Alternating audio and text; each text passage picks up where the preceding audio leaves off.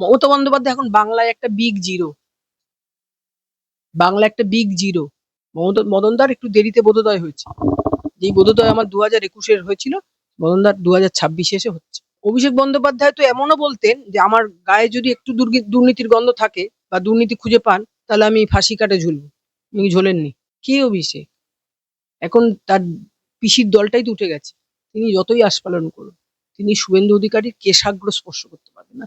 আমি আমার কালকে সারাদিন টিভি খোলা ছিল, কারণ ডায়মন্ড হারবার কেন্দ্রের তো আমি এমএলএ ছিলাম। ডায়মন্ড হারবার অনেক ফোন ধরেছি। অনেকে আমাকে বলেছেন, দিদি এটা কি হচ্ছে, এটা কি ঠিক হচ্ছে? আমি বললাম, না, একদম ঠিক হচ্ছে না। কিন্তু বাড়িটা মানে বেআইনি, তার কোনো প্ল্যান স্যাংশন ছিল না। তখন হোম সেক্রেটারি ছিলেন মনীশ গুপ্ত, তার নির্দেশে নাকি গুলি চলেছিল। শহীদ তর্পণ মানে শহীদ দিবস, পাগলু ড্যান্স নয়। দেব জিজ্ঞেস করেছিল দিদিকে, দিদি আমাকে কি করতে হবে? দিদি বলেছিল, তোমাকে যা যা বলা আছে তুমি তাই করো। দেব একজন ভালো অভিনেতা, দেব পাগলু ড্যান্স করেছে, আমরা বসে দেখেছি। কিন্তু শুভেন্দু অধিকারী তো আজকে পারলেন সেই সৎসাহসটা দেখাতে, চ্যাটার্জি কমিশনের রিপোর্টটা পেশ করতে। Hats off Suvendu. শুভেন্দু অধিকারীকে আমি 21শে জুলাই 1993 সাল, অনেক যুব কংগ্রেস কর্মীদের মধ্যে আমি একজন, আমি খুব গুরুত্বপূর্ণ কেউ নই, আমি সেদিন হাজির ছিলাম। যুব কংগ্রেসের ডাক ছিল no identity card no vote, অসম্ভব বেকারত্ব বৃদ্ধি, আর জিনিসপত্রের দাম বৃদ্ধি। তবে তখন জ্যোতিবাবু চিফ মিনিস্টারের আসন, মহাকারণ ঘেরাও ডাক দেওয়া হয়েছিল। মুখ্যমন্ত্রী, সরি, তখন যুব কংগ্রেসের সভানেত্রী ছিলেন কিন্তু মমতা বন্দ্যোপাধ্যায়। আমরাও গুটি গুটি গেছিলাম। আমি, আমার দাদা শেখর, সে এখন পৃথিবীতে নেই।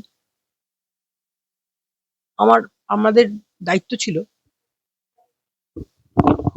জ্যোতিবাবুর গাড়ি আটকানো। তখন আমার বিয়ে হয়নি। আমাকে মমতাদি বলেছিলেন, আমাকে এবং অনেক মেয়েদেরই, যে তোরা মুসলমান মেয়ে সেজে জ্যোতিবাবুর গাড়ি আটকাবি। শ্যামলী ভদ্র, তিনিও আজকে পৃথিবীতে নেই। তার তখন বিয়ে হয়ে গেছিল। হাতে শাখা পলা পরে তিনি নামাজ পড়ছিলেন। জ্যোতিবাবুর গাড়ি পাস করে গেল, আমরা জ্যোতিবাবুর গাড়ি আটকাতেই পারিনি। জ্যোতিবাবুর গাড়ি মানে ঝড়ের গতিতে যেত। জ্যোতিবাবুর গাড়ি গেল।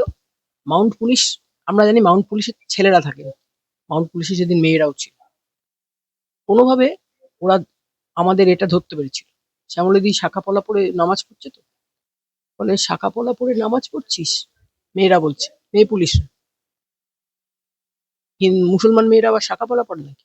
শ্যামলীদিকে একটা লাঠির বাড়ি মারল, শ্যামলীদি কক করে উঠলো। তো আমার তো তখন বিয়ে হয়নি, আমার পরে বিয়ে হচ্ছে 93 সালে, তো আর আমার বিয়ে হচ্ছে 2000 সালে। আমাকেও পাঠানো হয়েছিল। আমি তো থাকতাম দিদির ওই রাফ অ্যান্ড টাফের যেই বাহিনী ছিল তার মধ্যে হেড। তখন পাঠানো হলো, আমি পড়েছিলাম। কিন্তু আমি মিথ্যা কথা কেন বলবো? আজকে মনে পড়ে পঙ্কজ ব্যানার্জির কথা, আজকে মনে পড়ে মদনদার কথা। পঙ্কজদা সেদিন মাথাটা ফেটে গেছিল। শোভনদেব চট্টোপাধ্যায় অবশ্যই ছিলেন। জটুদা, তিনি আজকে পৃথিবীতে নেই। সৌগতদা, তিনি আছেন পৃথিবীতে, তিনি পৃথিবীতে আছেন। সৌগতদা কিন্তু সব থেকে বেশি মার খেয়েছিল। আর জটুদা মার খেয়ে বলেছিলেন দিদিকে, মমতা আর পারছি না। দিদি তো একরোখা, দিদি বলছে আপনি না পারলে, আপনারা না পারলে আপনারা উঠে যান। তখন বলেছিল যে, সুব্রতদা বলেছিলেন, সুব্রতদা প্রচুর মার খেয়েছে, আমরাও সবাই মার খেয়েছি। অশোকা মণ্ডল, তিনি ক্যান্সারের পেশেন্ট হলো, এখনো পৃথিবীতে আছে। অশোকা হাউ হাউ করে কাঁদছে। অশোকা কাঁদছিস কেন? বলে, আজকে আমার যদি গুলি লাগতো সোনালি। তখন অশোকার বাচ্চাটা 3.5 বছর, তানিয়ার তো 3.5 বছর, তানিয়াকে কে দেখবে?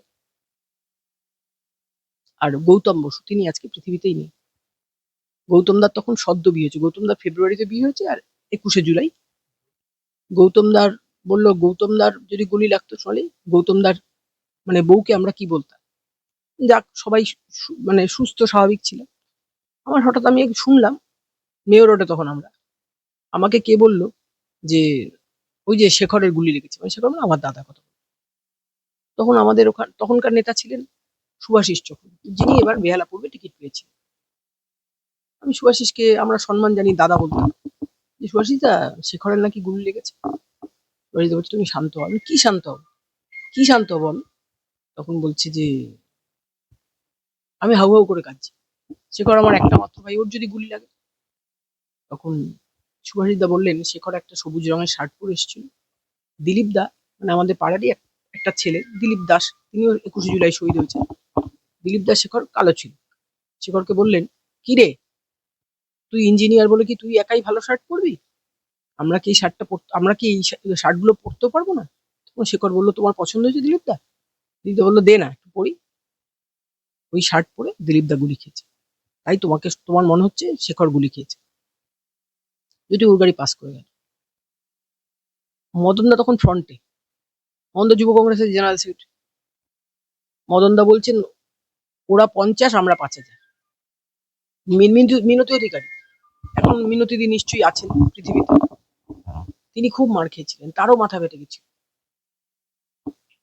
আমরা পিজিতে গেলাম, পিজি আমাদের ভর্তি নিল না। আমার কিচ্ছু হয়নি, কিন্তু যারা আহত হয়েছিলেন তাদেরও ভর্তি নিল। এমনকি মমতাদিকেও ভর্তি নিল। আমরা চলে গেলাম উডল্যান্ডসে। উডল্যান্ডসে যখন আমরা গেছি তখন জয়নাল আবেদী, তিনি একটু সরু গলায় কথা বলতেন। তোমরা সব ওপরে উঠে যাও, মমতা স্টেবল। এটাই জানার কথা, মমতাদি কেমন আছে। মমতা ভালো আছে। আমরা উঠে গেলাম ওপরে। দিদি, একটা প্রশ্ন উঠছে যে 15 বছর ক্ষমতায় থাকার পরেও কেন কমিশনের রিপোর্ট জনসমক্ষে আনা হলো না বলে আপনার ধারণা? কারণ আগামী দিনে এই রিপোর্ট কি আদালত তদন্তকারী সংস্থা বা নতুন কমিশনের দরজা খুলে দিতে পারে? এই যে এত সমস্ত ঘটনা প্রবাহ এবং আপনি যেমনটা বলছেন মমতা বন্দ্যোপাধ্যায়ের ছায়াসঙ্গীরাই তো এইরকম একটা ঘটনার সঙ্গে যুক্ত, তারপরেও তৃণমূল ক্ষমতায় ছিল 15 বছর, তারপরেও কমিশনের রিপোর্ট জনসমক্ষে আনা হলো না কেন? দেখো, পরে আমরা জেনেছিলাম তখন হোম সেক্রেটারি ছিলেন মনীশ গুপ্ত, তার নির্দেশে নাকি গুলি চলেছিল। এই জন্য এখন বোধহয় শুভেন্দু অধিকারী কি বলে কমিশনের রিপোর্টটা পেশ করলেন। দিদি দিদি তো মনীশ গুপ্তকে বিরাট পদে বহাল করলো, তাকে বিদ্যুৎ মন্ত্রী করলো। এই যে যদি রিপোর্টে দেখা যায় মমতা বন্দ্যোপাধ্যায়ের সরকার বিচারপতি সুশান্ত চট্টোপাধ্যায়ের মানে যে সুপারিশ ছিল তাও বাস্তবায়ন করেনি বাস্তবে, তাহলে কি তৃণমূলের নৈতিক অবস্থান প্রশ্নের মুখে পড়বে? নিশ্চয়ই পড়বে, নিশ্চয়ই পড়বে। আমি তো কমিশনের রিপোর্ট দেখিনি, এখন তো সংবাদ মাধ্যমে জানতে পারছি যে কত লক্ষ টাকা করে দেওয়ার কথা ছিল। দিদি একটা শহীদ স্মারক তহবিল গঠন করেছিল। তখন তো দিদি ছিলেন মানে সতের প্রতিমূর্তি। আমার মনে হচ্ছে বাণীদা আমাদের একজন সহকর্মী ছিলেন, তিনি ভালোবেসে সবাইকে ভুটুন ভুটাই এসব বলে ডাকতো। বাণীদা বলল আজকে জানেন তো, দিদিকে বাণীদা গুরু বলতো, গুরু আজকে আমার মেয়ে চলে গেছে আপনার তহবিলে টাকা জমা দিতে। স্কুল গোয়িং বাচ্চারাও নিজেদের টিফিনের পয়সা বাঁচিয়ে দিদিকে টাকা দিয়েছিল। দিদি, সেগুলোই হচ্ছে দিদি শহীদ পরিবারকে দিয়েছে। দিলীপ দাসের পরিবারে দিলীপ দাসের 2 মেয়ে। বড় মেয়ের বিয়েতে জানি না দিদিকে বলেছিল কিনা, ছোট মেয়ের বিয়েতে দিদিকে অবশ্যই বলেছে। দিদি টাকাটা আমরা সবসময় আলমারিতে রাখি। দিদি আলমারি ঘাটতে ঘাটতে হঠাৎ 5,000 টাকার একটা বান্ডিল দিদির কোলে এসে পড়লো। দিদি বলল, সোনালি, মা কালী আমাকে কৃপা করেছে। আমি বললাম কেন, কিভাবে দিদি? দিদি বললো এই দেখ, দিলীপ দাসের ছোট মেয়ের বিয়েতে আমাকে নেমন্তন্ন করেছে, দিলীপ দাসের বউয়ের নাম হচ্ছে মাধুরী। মাধুরী নিমন্ত্রণ করে গেছে, এই দেখ আমি টাকা পেয়ে গেছি দিলীপ দাসের ছোট মেয়ের বিয়েতে, আমি কিছু গিফট কিনে দিতে পারবো। এই টাকাগুলো কি সেই টাকা যেটা শহীদ পরিবারের তহবিলে দেওয়ার কথা ছিল বা কিছু? কারণ 25 লক্ষ টাকা করে দেওয়ার কথা থাকলেও সেখানে 2 লাখ টাকা করে শুধু স্যাংশন করা হয়েছিল। সেটা বলতে পারবো। এটা দিদির ব্যক্তিগত টাকা থেকে দিদিকে নিমন্ত্রণ করে জানানো হয়েছিল তো। দিদি এই টাকা দিয়ে দিদি কিছু একটা গিফট কিনে পাঠালো। দিদি নিজে গেল না, কিন্তু আমাকে পাঠালো। বৌদি, এই টাকাটা এটা ছোট বোনের জন্য দিদির। যদি রিপোর্টে দেখা যায় যে মমতা বন্দ্যোপাধ্যায়ের এই যে সরকার মানে কমিশনের রিপোর্টটা বাস্তবায়ন করেনি, তাহলে কি নৈতিক অবস্থানটা, যেমনটা আপনি শুরুতেই বললেন, যে সত্যি প্রশ্নের মুখে পড়বে? কারণ নীতি নৈতিকতা নিয়ে তো মমতা বন্দ্যোপাধ্যায় সবসময় স্পষ্ট থেকেছেন, আজকে তো মমতা বন্দ্যোপাধ্যায়ের নৈতিকতা প্রশ্নের মুখে পড়ছে না? না দেখো, মমতা বন্দ্যোপাধ্যায়ের নৈতিকতা প্রশ্নের মুখে পড়েছে বলেই তো আজকে মমতা বন্দ্যোপাধ্যায়কে তো বাংলার মানুষ অবাঞ্ছিত করে দিয়েছে। মমতা বন্দ্যোপাধ্যায় নৈতিকতা প্রশ্নের মুখে পড়েছে বলে মমতা বন্দ্যোপাধ্যায় এখন বাংলার জীবন থেকে অবাঞ্ছিত হয়ে গেছে। কাকলি ঘোষ দস্তিদারের অভিযোগ রয়েছে যে 1993 সালের ঘটনায় অভিযুক্তদের আড়াল করা হয়েছিল। এই অভিযোগকে আপনি কতটা গুরুত্ব দিচ্ছেন? অভিযুক্তদের পুলিশ একমাত্র অভিযুক্ত, পুলিশই গুলি চালিয়েছিল।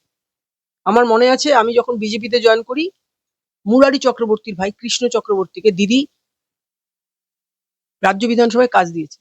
উনি বললেন, কৃষ্ণ চক্রবর্তী আমাকে বলছে, দিদি তোমার যদি কিছু দরকার হয় আমারে কইবা। কৃষ্ণ, দাঁড়া দাঁড়া, তোকে তো দিদি কি বলে রাজ্য বিধানসভায় কাজ দিয়েছে, সরকারি চাকরি। আমি তোকে বললো মানে, বললো দিদি আজকে তো সরকারটা এসছে, তো তার আগে আমার দাদা প্রাণটাও তো দিয়েছে। মুরারি চক্রবর্তীর ভাই বলছেন। কিন্তু দিদিরও তো একটা ছিল, মানে কি বলবো, নেটওয়ার্ক ছিল। সেদিন কিন্তু কোনো পুলিশ আহত অবস্থায় ছিল না। কোনো পুলিশকে আমরা কিচ্ছু করিনি। এই যে কাকলি ঘোষ দস্তিদার যে কথা বলছেন, আপনি কি বলবেন কাকলি ঘোষ দস্তিদারের উদ্দেশ্যে? কাকলি ঘোষ কাকে দোষী সাব্যস্ত করতে চাইছে? কাকলি ঘোষ দস্তিদার তিনি বলছেন যে রীতিমতো দোষীদের আড়াল করা হয়েছিল, এই অভিযোগটা করছেন তিনি। তৎকালীন স্বরাষ্ট্র সচিব কথা বলছেন কিনা আমি জানি না, তবে মনীশ গুপ্তর নির্দেশেই তো গুলি চলেছিল। মনীশ গুপ্ত নির্দেশেই তো গুলি চলেছিল। এখন তিনি যত ভালো আইপিএসি হন আর যাই হোক, কিন্তু ওনার নির্দেশে সেদিন আমাদের 13 জন, আমার দিদি তারপরে একটা গান লিখলেন বা গানের সুর করলেন, ভুলিনি তোমাদের ভুলবো না কোনোদিন, 21শে জুলাই আমার ভাইয়ের রক্তে ভেজে একদিন, 21শে জুলাই আমার বোনের রক্তে মাখা একদিন।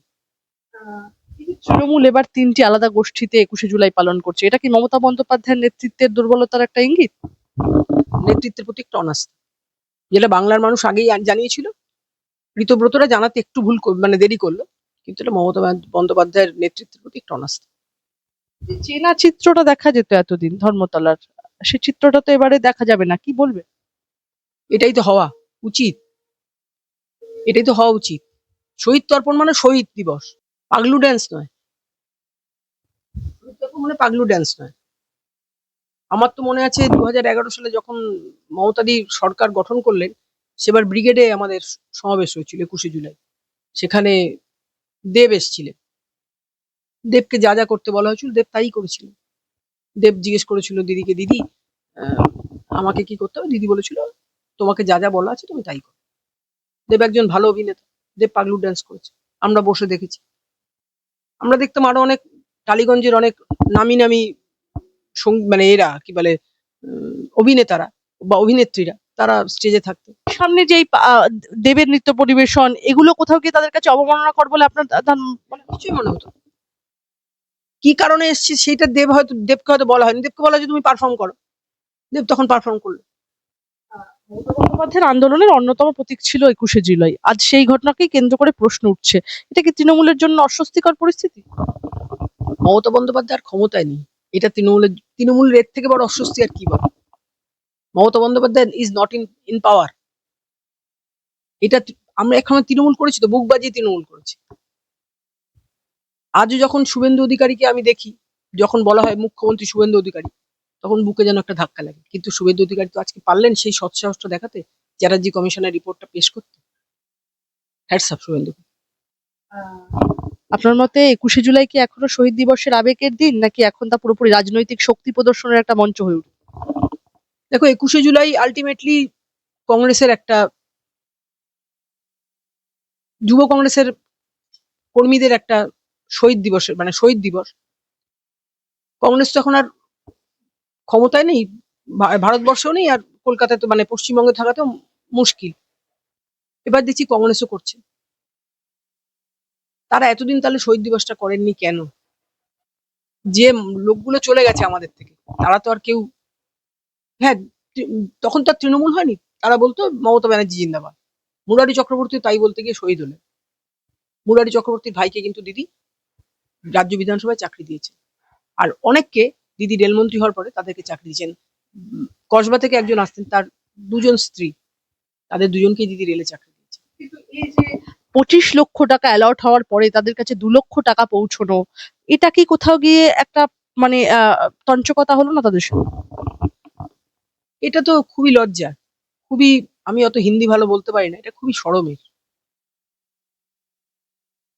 তিরানব্বই সালের যে ২১শে জুলাইয়ের আন্দোলনে মমতা বন্দ্যোপাধ্যায়ের ভূমিকাকে আপনি কিভাবে মূল্যায়ন করেন যদি এক কথায় জিজ্ঞেস করি? মমতা বন্দ্যোপাধ্যায় এখন বাংলায় একটা বিগ জিরো। বাংলা একটা বিগ জিরো। বদলানোর পর থেকেই বিস্ফোরক কামারহাটির বিধায়ক মদন মিত্র একদম অভিষেক বন্দ্যোপাধ্যায়ের বিরুদ্ধে একের পর এক ক্ষোভ উগড়ে দিয়েছেন তিনি। সব ধ্বংস হওয়ার পেছনে অভিষেক বন্দ্যোপাধ্যায়ই রয়েছেন বলে দাবি করেছেন তিনি। এবার অভিষেক বন্দ্যোপাধ্যায়কে একদম সরাসরি খুনি বলছেন মদন মিত্র। ফেসবুক লাইভে এসে ২১শে জুলাই নিয়ে রীতিমতো হুঁশিয়ারিও দিলেন এবং মদন মিত্রর হুঁশিয়ারি ছিল যে ২১শে জুলাইয়ের সকালে গন্ডগোল হলে গোলাগুলি চলবে। সরাসরি অভিষেক বন্দ্যোপাধ্যায়কে আক্রমণ করেন তিনি। তুই তোকারি পর্যন্ত করতে শোনা গেল তাকে। বলছেন, একটা কথা অভিষেককে বলি, আমাকে চমকে টমকে লাভ নেই। তুই ডায়মন্ড হারবার গিয়ে যাকে চমকাতে পারিস আমাকে চমকাস না। কয়েকদিন আগেও আমাকে খুনের চেষ্টা করা হয়েছিল, গুলি চালিয়েছে, আমি এগুলোকে পাত্তা দিই না। জন্মিলে মরিতে হবে, অমর কে কোথা কবে। একদমই এই যে মমতা বন্দ্যোপাধ্যায় অভিষেক বন্দ্যোপাধ্যায় বলি আপনারা যা বলছেন বলুন, আপনাদের চমকারিতে সিপিএম চমকাবে, বিজেপি চমকাবে, মদন মিত্র চমকাবে না। এই যে মদন মিত্রর একটা আহ এই ধরনের তার বহিঃপ্রকাশ, তার আচরণ, কি বলবেন? দেখো, আমি তো আমার জীবনে আমি এতদিন বিজেপি করে এসেছি। মদনদা, জানি না মদনদার উপর কোনো আক্রমণ হয়েছিল কিনা। সেটা মদনদার উপর যদি কোনো আক্রমণ হয়, সেটা মানে চেষ্টাও হয়, সেটা কিন্তু অত্যন্ত নিন্দার এবং লজ্জা। তাহলে উনি সেটা কাগজে ফ্ল্যাশ করলেন না কেন, বা সব মানে সংবাদ মাধ্যমে বললেন না কেন? এত দেরি করলেন কেন? এই যে অভিষেক বন্দ্যোপাধ্যায়কে ডাইরেক্ট মদন মিত্র তো একটা খুব ইম্পর্টেন্ট পিলার তৃণমূলের, সেখান থেকে মদন মিত্র সরে আসা এবং তখন আর নেই, তৃণমূলটাই তো এখন আর নেই। মমতাদি সরকার চলে যাওয়া মানে কি তৃণমূল সরকার, তৃণমূল পতন হয় না? তৃণমূলটাই তো উঠে গেছে। মদনদার একটু দেরিতে বোধোদয় হয়েছে। যেই বোধোদয় আমার ২০২১-এর হয়েছিল, মদনদার ২০২৬-এ এসে হচ্ছে। অভিষেক বন্দ্যোপাধ্যায়ের দিকে আঙুল তুলছেন মদন মিত্র, দলের একদম একজন প্রবীণ নেতা, কি বলবেন? আমি তো বলছি, মদন মিত্র যদি মদনদার ওপর যদি আমরা মদন মিত্র বলি না, মদনদা বলি, মদন আমার থেকে অনেক সিনিয়র লিডার। মদনদার ওপর যদি কোনো আঘাতের চেষ্টাও এসে থাকে, মদনদা সেটা খবরের কাগজে ফ্ল্যাশ করলেন না কেন?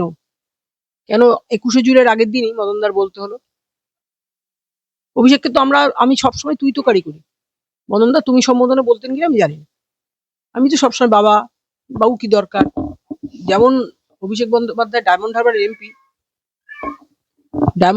এমপি, অভিষেক বন্দ্যোপাধ্যায় তেমনি আমি সাতগাছিয়ার এমএলএ ছিলাম, আমারও এমপি ছিল।